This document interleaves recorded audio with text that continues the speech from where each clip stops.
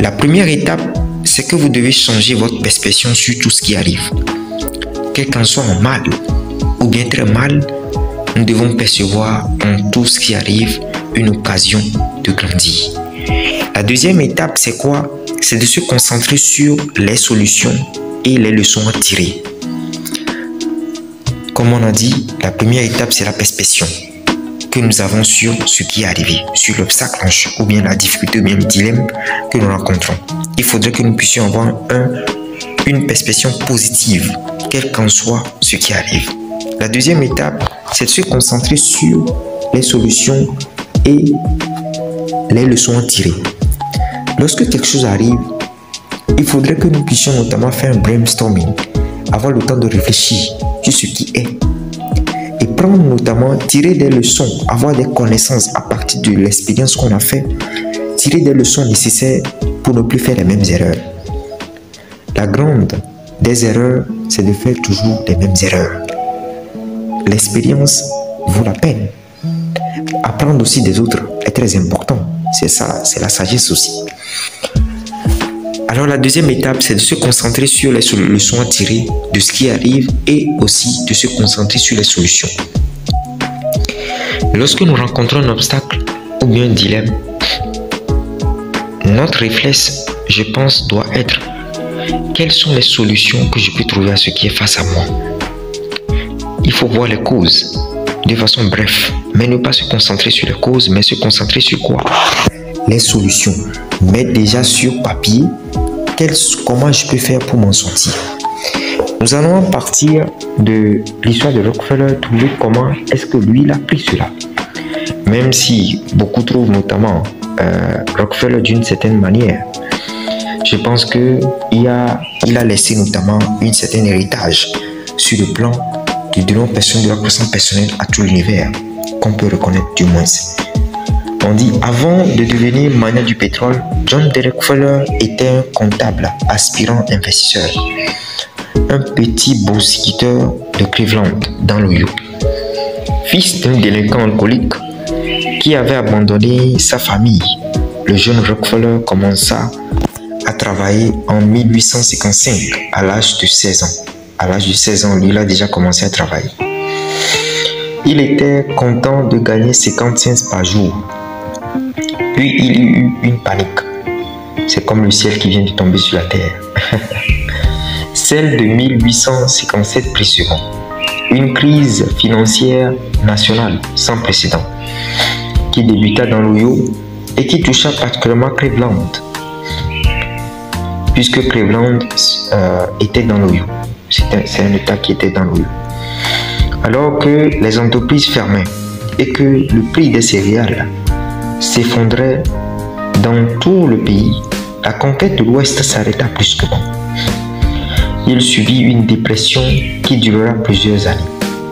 Rockefeller aurait pu prendre peur. C'était la plus grande dépression qu'ait connue le marché à cette époque. Et celle-ci l'a touché alors qu'il commençait à s'intégrer dans le monde des affaires. Il aurait pu reculer et s'enfuir comme son père. Il aurait pu arrêter la finance pour suivre une carrière moins risquée. Mais même à un jeune âge, Rockefeller était un jeune homme de sang-froid, d'un calme imperturbable sous la pression. Il gardait la tête sur les épaules alors qu'il était en train de perdre sa chemise, alors que tout le monde perdait la tête. Alors, au lieu de se lamenter sur ce chambardement économique, Rockefeller observa attentivement les événements. D'une manière presque perverse, il choisit de les considérer comme une chance d'apprendre un baptême du marché. Il économisa discrètement son argent et regarda les autres commettre les erreurs. Voyez un peu comment lui a perçu ce qui est arrivé. Il n'a pas décidé, mais il a perçu ça en positif. Et qu'est-ce qu'il a fait? Directement, il a dit quelles sont les solutions que je peux trouver maintenant. Il a commencé à épargner. Parce que c'est une personne qui avait une vision, partant d'une famille assez très pauvre. Il avait une vision de devenir notamment riche et de pouvoir notamment faire du bien aussi. Et Alors il a dit, je dois maintenant commencer à... Le plan qu'il a mis en place, c'est de commencer à économiser discrètement de l'argent et à observer ce qui se passe sur le marché. Il vit les faiblesses de l'économie, alors que beaucoup la prenaient pour sûre et étaient de fait mal préparés aux problèmes, aux changements et à la crise. Il a pris une leçon capitale.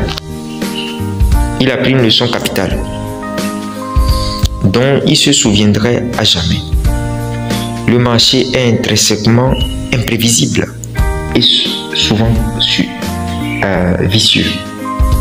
Avec un esprit rationnel et discipliné, peut espérer en obtenir, et seul un esprit rationnel et discipliné peut espérer en obtenir des avantages. Et constata que la spéculation menait à la catastrophe et qu'il devait toujours ignorer la foule en délire et ses penchants. Rockefeller mit immédiatement cette sagacité en pratique. À 25 ans, un groupe d'investisseurs lui proposa près de 500 000 $ pour trouver les puits de pétrole rentables à investir ou investir. Ravi de l'opportunité, Rockefeller entreprit de visiter les champs pétrolifères avoisinants. Quelques jours plus tard, il choqua ses bienfaiteurs en revenant à Cleveland les mains vides, sans avoir dépensé ou investi le moindre dollar du fonds. Pour lui, ce n'était pas le bon moment d'investir, même si le marché était en ébullition. Il rendit donc l'argent et se mit à l'écart du marché du forage. Ça, il a tiré les leçons des obstacles qu'il a eus. Ce sont son autodiscipline et son objectivité qui ont permis à Rockefeller de distinguer les avantages dans tous les marchés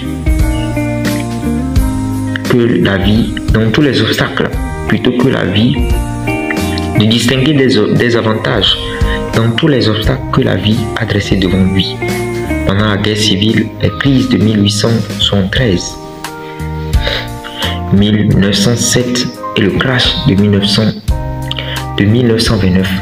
Comme il a fait remarquer un jour, il était curieux de voir une opportunité dans chaque catastrophe. Nous pourrions ajouter qu'il avait aussi la force de résister à la tentation et aux engouements, quel que soit leur degré de séduction et quelle que soit la situation. 20 ans après la première crise économique, Rockefeller allait à lui seul contrôler 90% du marché du pétrole. Tous les concurrents avides avaient péri. Ses collègues nerveux avaient revendu leur part et s'étaient retirés du monde des affaires. Quant aux sceptiques, ils avaient raté la coche. Comme tous les grands investisseurs, Rockefeller avait résisté aux impulsions et privilégié le bon sens. Voyez un peu comment est-ce que la perspection, qui est la première étape pour changer tout, en tout obstacle ou bien tout dilemme en opportunité, peut changer notre vie. Et ensuite, il s'est concentré sur quoi? Il a tiré des leçons de ces obstacles qui s'étaient passés. Il s'est concentré sur quoi? Les solutions. Il est devenu un des hommes les plus riches de son temps. Et aujourd'hui même, leur nom est toujours présent, passé de très bas, à cause notamment de cette mindset qu'il a, et que chacun qui a suivi ce podcast jusqu'à la fin a aussi à partir d'aujourd'hui. Nous pourrons transformer tout obstacle en opportunité. Nous sommes à la fin de ce podcast. Si vous avez aimé ce podcast, activez la cloche, faites un boost pour notamment permettre à ce que l'algorithme de YouTube puisse notamment référer cette vidéo à plus d'hommes pour leur permettre de pouvoir notamment apprendre de tout ce qu'on a dit ici et de pouvoir grandir ensemble. Et si vous trouvez le contenu percutant, n'hésitez pas à partager ça avec ceux que vous aimez pour les aider aussi à avoir ce mindset que nous développons sur cette chaîne. Merci et à très bientôt.